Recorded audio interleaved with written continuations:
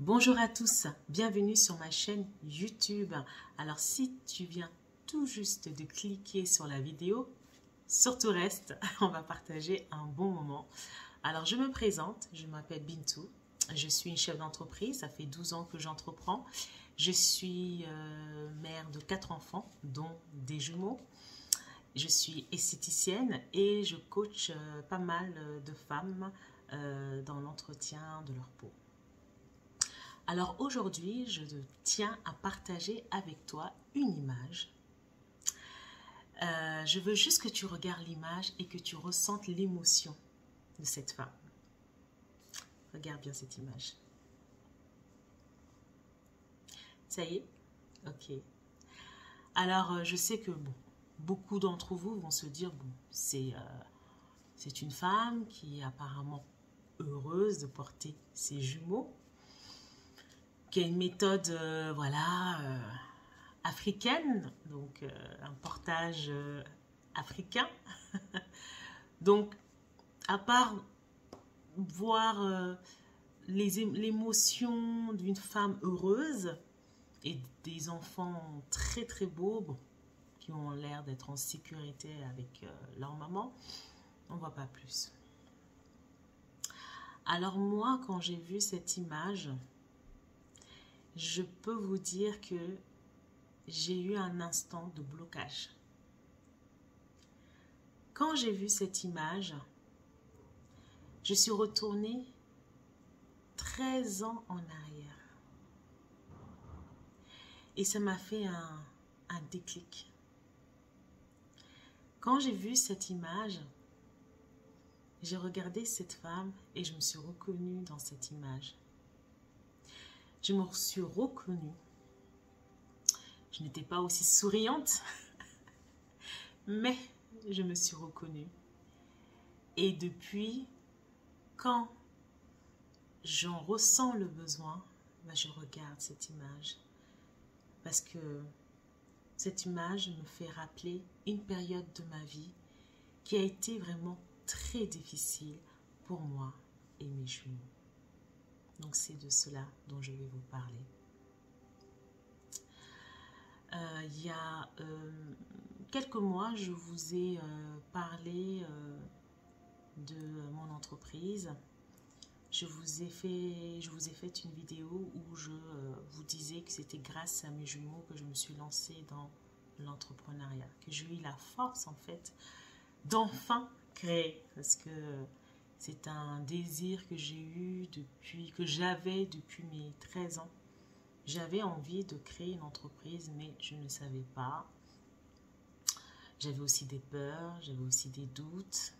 Et ensuite, quand mes jumeaux sont arrivés, j'ai voulu en fait créer mon entreprise. Donc, vous verrez d'autres vidéos où je vous parle de ma grossesse difficile. Voilà, donc aujourd'hui je ne vais pas m'arrêter sur ça, mais je vais plutôt vous raconter une période de notre vie. On a vécu ça à 3. Et vous allez comprendre pourquoi je vous ai fait partager cette image.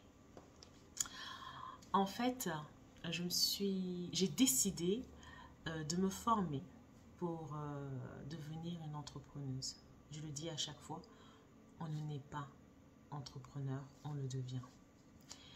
Et j'ai décidé en fait, après que mes jumeaux aient 2 mois, donc c'est-à-dire je me suis lancée dans cette folle aventure quand mes jumeaux avaient 2 mois. Je me suis inscrite auprès d'une association qui n'existe plus malheureusement, qui s'appelle l'IRFED, qui aidait les femmes à entreprendre. J'étais au chômage et je me suis rapprochée de mon conseiller et j'ai évoqué mon désir de créer mon entreprise. Et donc, ils m'ont dirigée vers une association.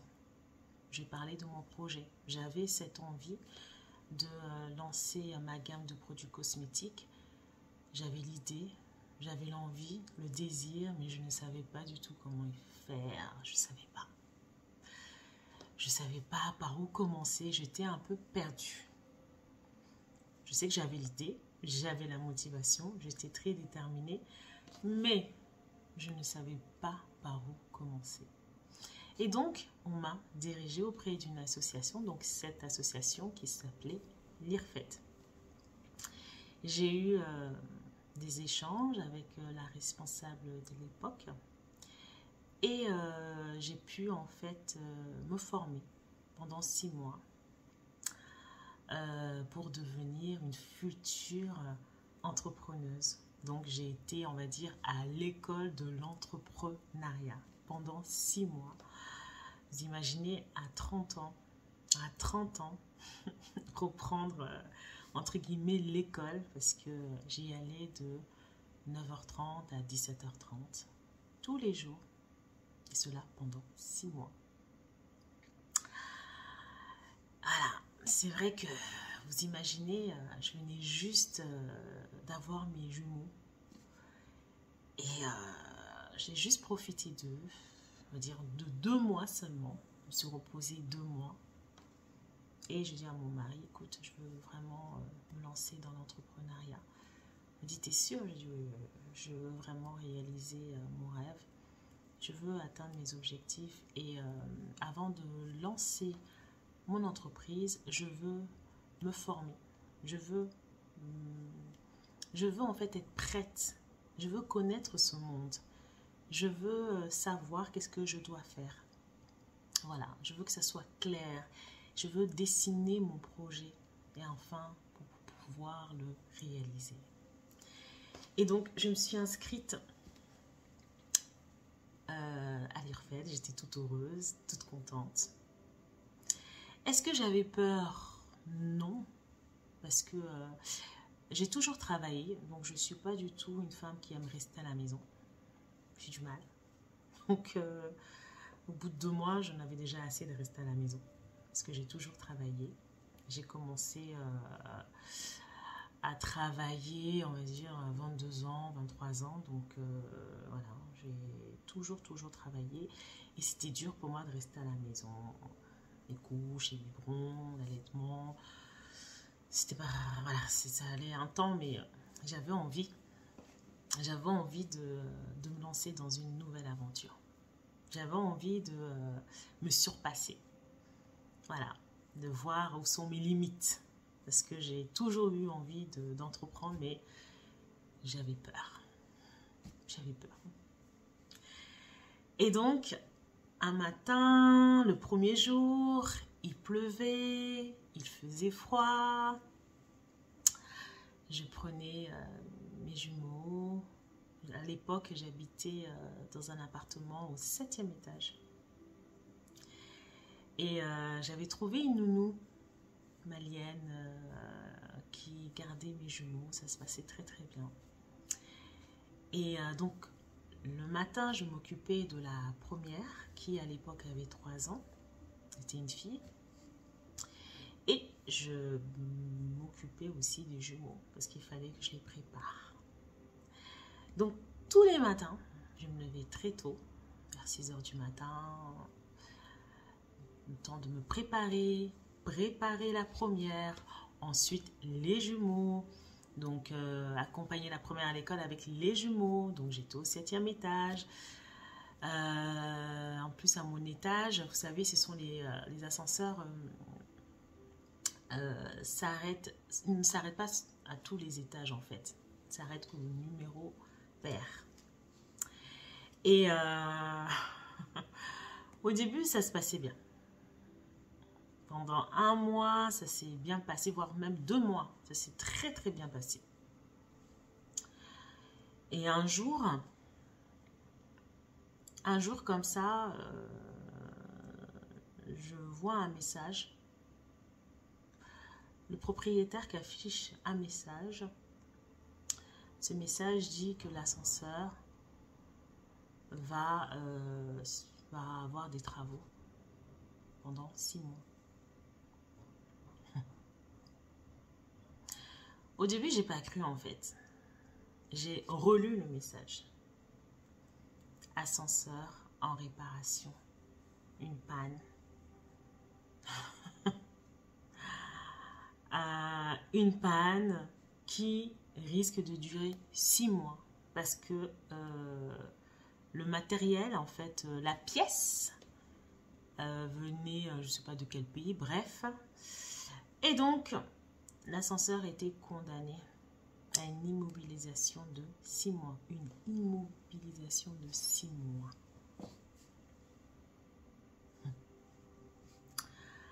Alors, vous imaginez pas comment j'ai réagi.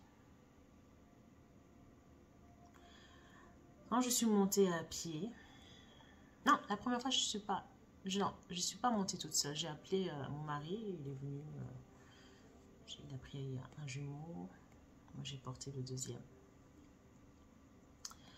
Et là, tout s'est écroulé en fait. Là, j'ai commencé à avoir peur. Je commençais à douter. Je commençais à me poser énormément de questions. Je commençais à me dire, mais est-ce que je vais y arriver? Comment je vais faire? Mon mari commençait à 6 heures du matin, donc il n'y avait personne avec moi. J'avais mes jumeaux. À l'époque, à 2 mois, comme ils étaient des prématurés, donc vous savez, les hôpitaux ici, je ne sais pas ce qu'ils leur donnent, des vitamines, donc du coup, ils étaient bien portants, mes jumeaux. Et là, j'ai craqué. Je me suis mise à pleurer. Je me suis mise à pleurer, je me suis mise à pleurer, je me suis mise à pleurer. Je me suis dit, mais comment je vais y arriver? Comment je vais y arriver? Les 3 enfants. Je suis toute seule. Je me suis posée à un moment donné, je me suis dit, bon, je pense que je vais lâcher l'affaire. C'est parce que là, je vais jamais y arriver. Je me suis isolée. Et j'ai commencé à angoisser, à stresser. Je voyais ce rêve s'éloigner. Je me disais, est-ce que tu es sûr que c'est la bonne solution? Est-ce que tu es sûr que c'est le bon moment? Je me disais, ce sont des signes en fait qui montrent que tu devrais lâcher l'affaire. Mais ces pensées se sont intensifiées le premier jour où j'ai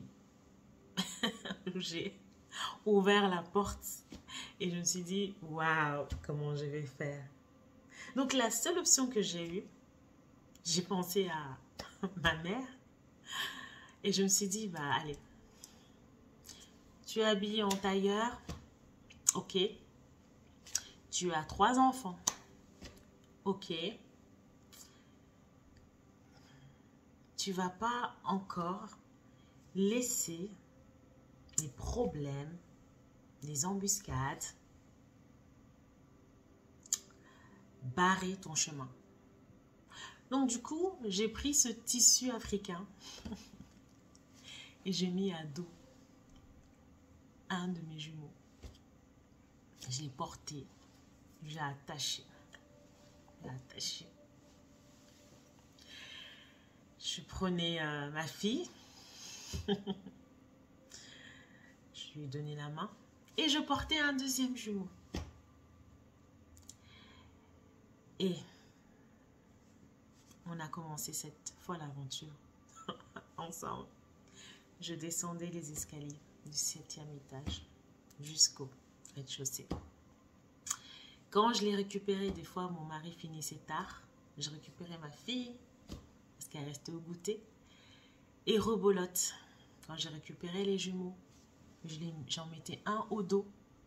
Celui qui a été mis au dos le matin, je le prenais dans les bras le soir et vice versa pour l'autre. Et pendant tout ce temps, j'ai fait que ça. Avant même d'arriver au 7e étage, je peux vous dire des fois les larmes coulaient. Les larmes coulaient. Parce que mes jumeaux étaient bien portants.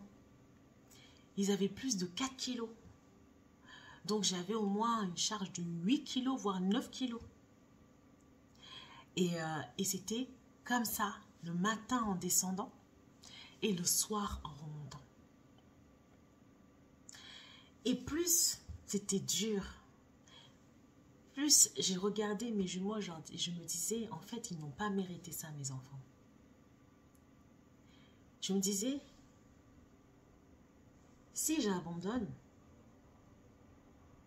en peu de chemin, si j'abandonne maintenant, ça veut dire tous mes projets de vie, je vais les abandonner. Même dans les pleurs, parce que je ne comprenais pas pourquoi ça arrivait à ce moment-là. Je venais d'affronter une période très difficile. Je suis restée plus de 3 mois à l'hôpital. J'ai pas vécu une grossesse sympathique. Ma grossesse gémellaire était très difficile. Donc, j'ai eu des périodes très difficiles à l'hôpital. Et là, encore, au moment où je décide de me lancer dans l'entrepreneuriat, encore un blocage, encore un problème. Là, je me suis dit, mais c'est pas possible, quoi. J'accumule les problèmes. Là, c'est Alice au pays des emmerdes. Mais malgré que je me disais ça, je me disais ces mots, je trouvais encore la force de mettre mes jumeaux au dos, de les porter et d'y aller. Je me disais, c'est pas grave. Je me disais, crie ta peine, crie ta douleur. Mais quand je les regardais, j'avais pas envie de lâcher. Parce que je me suis dit, ils ne méritent pas ça, mes enfants. Ils méritent que je sois forte. Ils méritent que je sois courageuse. Si ce tissu existe et que des femmes avant moi ont pu porter des enfants pour aller travailler, pour porter du bois, pour porter des choses lourdes afin de nourrir leurs enfants, c'est pas moi les escaliers, c'est pas cet étage qui va m'arrêter. Si ces femmes ont pu en fait se lever tôt le matin, prendre soin de toute une famille, c'est pas moi qui va pleurer parce que je n'ai pas d'ascenseur. Non. Et que ce poids lourd, ce poids, oui, ce poids qui était super lourd pour moi, je devais l'assumer parce que je me disais dit, si je n'assume pas ça, est-ce que demain, je vais pouvoir regarder mes enfants et leur dire, j'ai pas fait ça parce que vous étiez tellement lourd, je ne pouvais pas aller en formation. Voilà, à cause de vous, j'ai pas pu le faire. Je me suis dit non. Demain, ils me poseront une question, genre, je veux être franc avec eux. Je veux leur dire, oui, maman, c'était dur, mais maman l'a fait. Maman l'a fait. Parce qu'il y en a d'autres qui l'ont fait avant moi. Ça fait partie de mon épreuve. C'est une épreuve. Vos poids, ce sont des poids qui m'ont permis de affronter et de faire en sorte que le courage, la motivation et la détermination puissent en fait détruire toutes ces mauvaises idées que j'avais de moi. Et je me suis dit, si aujourd'hui je dois vivre une nouvelle vie et que je dois passer par ça, je vais le faire parce que nous sommes passés à côté de la mort. Tout ça pour te dire que des fois, en fait, tu veux faire des choses et que tu vois qu'il y a des blocages qui viennent dans ta vie, t'empêcher de réaliser ton rêve. Tu n'es pas soutenu. Ou il arrive un événement qui t'empêche de toucher ton rêve. En fait, cet événement arrive pour te fortifier, pour te préparer à d'autres événements.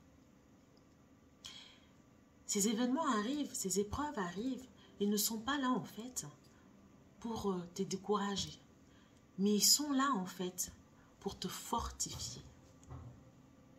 Ils sont là en fait pour peser tes capacités, te choquer, pour faire dégager en toi cette force inimaginable. Peut-être que tu te sens incapable là où tu es actuellement. Tu es un peu perdu, il y a tellement de choses. Non. Écoute cette petite voix qui est dans ton cœur, qui est en toi, qui te dit, tu peux le faire. Même si tu as des peurs, au fond de toi, tu as toujours une petite voix qui va te dire, fais-le. Quand tu y arriveras, tu verras, tu te diras, mais je l'ai fait.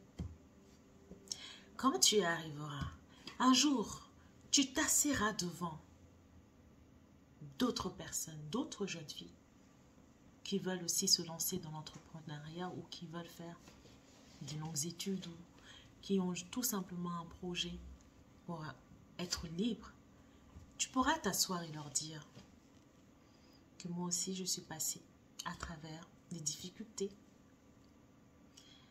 Mais on ne peut pas bâtir un château sans transpirer. Moi, je transpirais. Quand je portais mes jumeaux, des fois, j'arrivais, j'étais toute mouillée par la sueur. J'avais mal au dos. Je sentais même plus mon dos. Ça craquait. J'avais mal aux jambes. Je m'arrêtais quand je montais les escaliers. Je m'arrêtais pour reprendre mon souffle et me dire quand je vais arriver, je vais mourir. Mais je ne peux pas crier. Je ne peux pas appeler quelqu'un. J'étais là. Et je me dis, waouh, c'est pas grave. Ça va le faire. Tu vas y arriver. C'est pas grave. Fais-le. D'autres l'ont fait avant toi. Tu peux le faire. Je pense à ma grand-mère. Je pense à ma mère.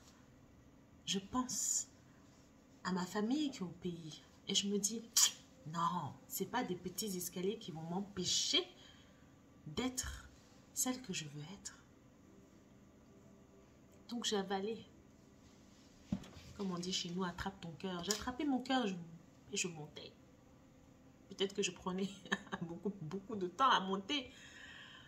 Mais c'était comme ça. Et ce fut comme ça pendant 6 mois. Ce fut comme ça pendant 6 mois. Et quand j'allais en cours, j'arrivais à l'heure. Et je m'asseyais. Je prenais mon stylo. Et j'écoutais. Et je me mettais au travail. Tout ça pour te dire que tu peux y arriver. Peu importe. Peu importe les situations. Tu peux le faire. Donc ça c'est... voilà, c'est une des... je veux dire, une des... on va dire, des problèmes que j'ai eu. Ensuite, j'en ai eu d'autres, mais bon, bref. Ça, c'était une première expérience que j'ai partagée avec mes jumeaux. Ils ne comprenaient rien, ils ne demandaient rien. Des fois, ils me vomissaient dessus. Des fois, ils me vomissaient dessus. Je leur laissais même pas le temps. Ils mangeaient. Allez au dos, allez là. Alors, il fallait nettoyer le haut. Bref. On en a vécu des choses. Ah là là là là là là. Et quand après, les gens vous demandent, comment vous faites avec 4 enfants? Comment vous faites pour entreprendre? Je dis, ce sont mes enfants qui me donnent la force d'entreprendre. Moi qui me sentais incapable, c'est grâce à eux que je suis là aujourd'hui, que je peux le faire. Il y a d'autres personnes, ça va être eux tout seuls. Mais moi, j'ai trouvé cette force à travers mes enfants. Et ça s'est amplifié, ça s'est agrandi avec les jumeaux. Voilà. Donc, merci d'avoir écouter cette histoire que je voulais partager avec vous. Voilà, pour vous dire que aucun chemin n'est facile. Mais tout ce qui est facile ne dure pas. Quand tu sais d'où tu viens, tu feras en sorte que cela fonctionne. Voilà. Je veux inciter d'autres femmes à aussi entreprendre. Je vous souhaite une excellente fin de journée. Et on se dit à très bientôt pour une nouvelle vidéo.